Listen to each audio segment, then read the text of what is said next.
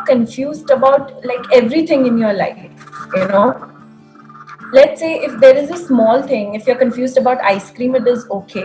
But when you're confused about big decisions in your life, you know, whether this career is right or not, and so how do we get out of that dilemma and become, get clarity in your life? Confusion is a sign of intelligence. Basically confuse कौन लोग होते हैं? जो intelligent होता है. Intelligent in the sense कि वो एक सिचुएशन की दोनों साइड को देख रहा होता है, वही कंफ्यूज हो सकता है ना. So confusion is a sign of intelligence because from confusion comes clarity. Problem क्या है, अगर हम कंफ्यूजन को नेगेटिव समझने लग जाएंगे तो होगा क्या, जैसे ही हम एक कंफ्यूज स्टेट ऑफ माइंड में जाएंगे तो बजाय हम खुश होने के हम और परेशान हो जाएंगे. हम चाहेंगे कंफ्यूजन ना हो, फिर हम उल्टे सीधे डिसीजंस लेने लग जाएंगे. तो whenever you are confused, तो उसको एक तो पॉजिटिवली लो. अच्छा है कंफ्यूजन है, अच्छा है कि समझ नहीं आ रहा है कि मैं क्या करूं. दैट मीन्स कि आप दिमाग लगा रहे हो. दैट मीन्स आप सोच समझ करके डिसीजन ले रहे हो, बिना सोचे नहीं ले रहे हो. जो बेवकूफ लोग होते हैं वो कभी भी कंफ्यूज नहीं होते. जैसे आप कभी किसी टेररिस्ट को कंफ्यूज नहीं देखोगे, उसको बिल्कुल क्लियर है कि उसको क्या करना है, क्यों करना है, वो किसके लिए कर रहा है, उसको सब कुछ पता है. There is no confusion, there is no doubt in his mind whatsoever. But अगर एक सेन माइंड होगा, एक लॉजिकल माइंड होगा, उसमें कंफ्यूजन आना ही आना है. सो जब भी कंफ्यूजन आए, आराम से पेपर पेन लो और जो भी सिचुएशन है उसके प्लस माइनस लिखते चले जाओ. ये हम नहीं करते हैं. हम क्या करते हैं, माइंड में ही उलझे रह जाते हैं.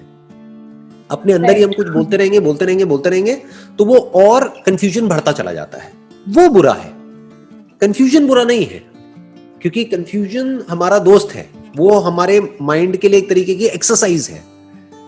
जैसे बॉडी के लिए एक्सरसाइज होती है ना, तो माइंड के लिए क्या एक्सरसाइज है? यही तो है कि दो ऑप्शंस आ गए हैं आपके सामने, दो रास्ते आ गए, अब चुनो दोनों में से क्या करोगे क्या नहीं. दोनों के अपने प्लस माइनस है. दोनों में यू कांट बी 100% श्योर, तभी कंफ्यूजन हो रहा है. यू आर नॉट श्योर कि ये करूं या ये करूं, इसमें ये हो सकता है, इसमें वो हो सकता है. तो पेपर पेन लो, आराम से बैठ करके लिखो, एक एक चीज को बारीकी से देखो कि इसके प्रोज एंड कॉन्स क्या हैं. जो मेरे 2 डिसीजंस हैं या 3 डिसीजंस हैं, उसमें से किसमें जो नेगेटिव जो आउटकम है उसके आने के चांसेस कम से कम है और पॉजिटिव आउटकम आने के चांसेस बहुत ज्यादा है. या बेटर स्टिल, अगर आपकी लाइफ की कोई सेंट्रल विजन है जो बहुत सारे लोगों की लाइफ में नहीं होती है, कोई कोर है आपके पास में, तो बहुत आसान हो जाता है कंफ्यूजन से बाहर आना. मैं आपको एग्जांपल दे देता हूं.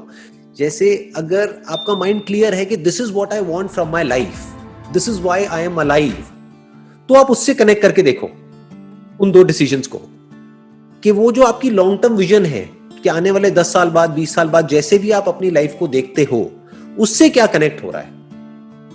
अगर उससे कनेक्ट नहीं हो रहा है और शॉर्ट टर्म में आपको प्रॉफिट भी हो रहा है तो छोड़ दो, क्योंकि वो आपको आउट ऑफ ट्रैक ले जा रहा है, वो आपको भटका रहा है. बट अगर आपकी वो लॉन्ग टर्म विजन से कनेक्ट हो रहा है तो फिर कर दो.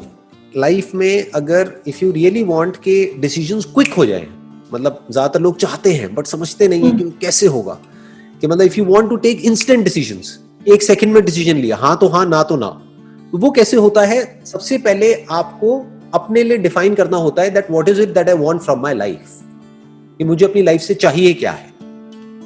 फॉर एग्जाम्पल, अगर आपके लिए है पीस ऑफ माइंड, तो आप ऐसे लोगों से दूर रहोगे जो भी आपकी माइंड की पीस को अननेसेसरली डिस्टर्ब करते रहते हैं. जैसे कुछ लोगों का नेचर होता है लड़ने झगड़ने का, उनको मजा ही उसी में आता है. राइट? हमारी फैमिली में भी होते हैं, फ्रेंड सर्कल में भी होते हैं, रिलेटिव्स में भी होते हैं. तो ऐसे लोगों से आप अपने आप ही एक डिस्टेंस मेंटेन कर लोगे, क्योंकि वो आपकी लाइफ के सेंटर पॉइंट से कनेक्ट नहीं होता है. चाहे उससे आपको कितना भी फायदा हो रहा हो, आप कहोगे नहीं भैया मेरे को इससे दूर ही रहना है, थोड़ा फाइनेंशियल लॉस भी होगा कोई बात नहीं, बट मुझे इन चक्करों में पड़ना ही नहीं है. तो उससे बड़ा आसान हो जाता है सब कुछ. अगर आप थोड़ा सा डीपली समझोगे ना, हम कंफ्यूज क्यों होते हैं, ये जो कंफ्यूजन होता है ना, इसके पीछे जो जड़ होती है वो होते हैं 2 अपोजिंग थॉट्स. एक तरफ से ग्रीड चल रही होती है, एक तरफ से फियर चल रहा होता है.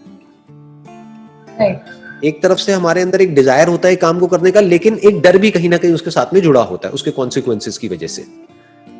तो अगर आपने डिफाइन कर लिया है कि मेरी लाइफ का सेंटर पॉइंट क्या है, कि why I am doing what I am doing, तो फिर डिसीजंस बड़े आसान हो जाते हैं. फिर वो ग्रीड आपके ऊपर हावी नहीं हो सकती और डर कोई है ही नहीं वहां पर.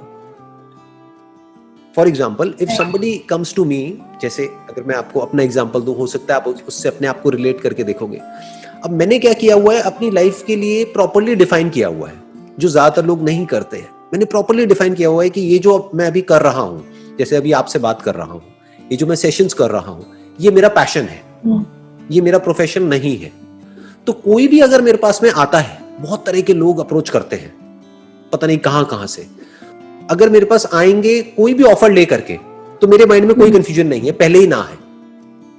अब वो चाहे मेरे को 10 लाख ऑफर करे, चाहे 1 करोड़ ऑफर करे, चाहे 10 करोड़ ऑफर करे, कुछ भी ऑफर करे, ना है तो ना है। क्यों? क्योंकि ये मेरा पैशन है। पैशन मतलब क्या? बिल्कुल एक प्रेयर के जैसा है कि भाई अगर हम प्रे करते हैं कहीं जा करके मंदिर में या कहीं पे, तो हम उसके पैसे थोड़ी मांगते हैं, राइट? तो मेरा माइंड क्लियर है कि ये मेरा पैशन है, ये मेरा प्रोफेशन है, कि ये जो मेरा काम है दैट इज इमेजेस बाजार, वो मेरा प्रोफेशन है। तो मैं इन दोनों चीजों को कभी भी मिक्स नहीं करता हूं, तो माइंड में कोई कंफ्यूजन नहीं है।